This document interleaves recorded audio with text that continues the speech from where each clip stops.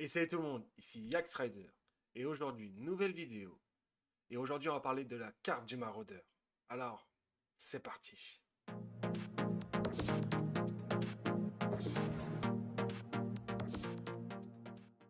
La carte du maraudeur est sans doute l'un des objets les plus fascinants du monde merveilleux d'Harry Potter, créé par 4 génies de Poudlard, qui sont James Potter, Sirius Black, Peter Pettigrew et Rémus Lupin.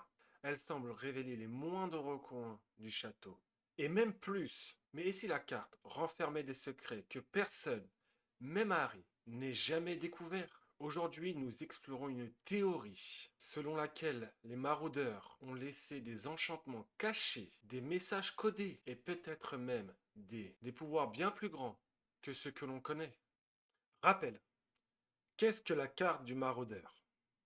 Dans Harry Potter et le prisonnier d'Azkaban, la carte apparaît pour la première fois. Elle est donnée à Harry par les jumeaux, Fred et George Weasley. Elle se révèle par la formule « Je jure solennellement que mes intentions sont mauvaises » et se cache par « méfaits accomplis ». La carte montre chaque couloir, chaque passage secret, chaque élève, chaque professeur et même les fantômes de Poudlard. Mais dès son apparition, une question se posait. Comment 4 adolescents, même aussi puissants que les maraudeurs, ont-ils pu créer cet objet magique aussi complexe, dépassant largement le niveau d'un simple élève de Poudlard? Les limites connues de la carte. Elle voit à travers les sortilèges d'invisibilité. Par exemple, Harry est visible sous la cape d'invisibilité. C'est comme ça que Rémus Lupin, dans Le prisonnier d'Azkaban, sait qu'ils sont allés sous le sol cogneur. Elle voit aussi Barty Croupton Junior sous l'apparence de Maugret dans la coupe de feu. Elle détecte les transformations, les animagies. Harry, dans le film Le prisonnier d'Azkaban, voit Peter Pettigrew alors que c'est Croutard. Dans les livres, Rémus voit Peter Pettigrew et Sirius Black sur leur forme Animagus. Mais elle n'est pas infaillible. Dans le tome 3, Lupin explique que les créateurs savaient l'interpréter mieux que quiconque. Une théorie dit, Dumbledore, lui, n'est jamais vu sur la carte. Autrement dit, la carte ne livre pas toute la vérité à n'importe qui. Peut-être qu'elle a montré à Harry qu'une partie de son potentiel. Les secrets possibles des maraudeurs.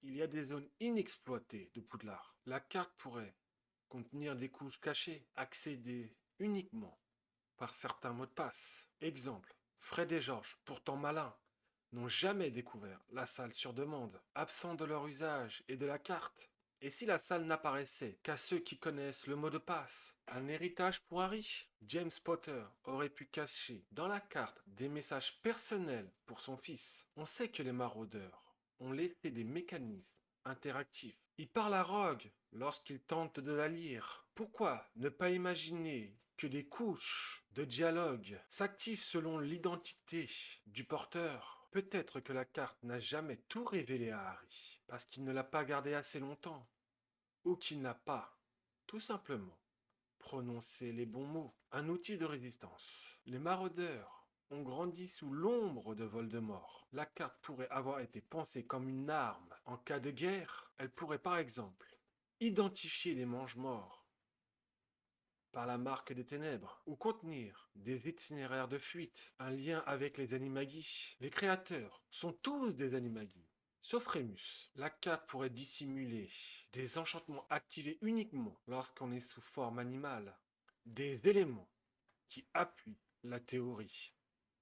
La réaction de Rogue dans le tome 3, lorsqu'il tente de lire la carte, les maraudeurs l'insultent directement. Cela prouve que la carte reconnaît l'identité de son utilisateur et réagit différemment. L'incomplétude volontaire. La salle sur demande n'apparaît pas, mais les passages secrets, oui. Peut-être que les maraudeurs ont laissé la carte évoluer, se mettre à jour avec le temps. L'obsession de J.K. Rowling pour les objets magiques. Beaucoup contiennent des secrets cachés. Le journal de Jedusor, le miroir du Reset, la pancine. Alors pourquoi la carte? L'un des objets les plus puissants n'aurait-elle pas des couches de magie encore inexploitées? Une arme pour l'avenir. Et si la carte n'avait pas encore révélé son ultime fonction, imaginez qu'elle a été conçue pour guider la prochaine génération. Elle pourrait contenir des informations utiles aux enfants de Harry, à Teddy Lupin, ou même à la prochaine génération, ou même à la prochaine guerre qui menacerait Poudlard. Merci. La carte du maraudeur n'est peut-être pas qu'un simple outil de surveillance. Elle pourrait être le plus grand héritage laissé par les maraudeurs. Un puzzle magique dont seule une poignée de sorciers connaîtront un jour le véritable étendu. Alors, qu'en pensez-vous? La carte cache-t-elle encore des secrets? Et si oui, qui sera digne de les découvrir? C'était Yax Rider. Je vous dis à très vite pour une prochaine vidéo. Méfait accompli.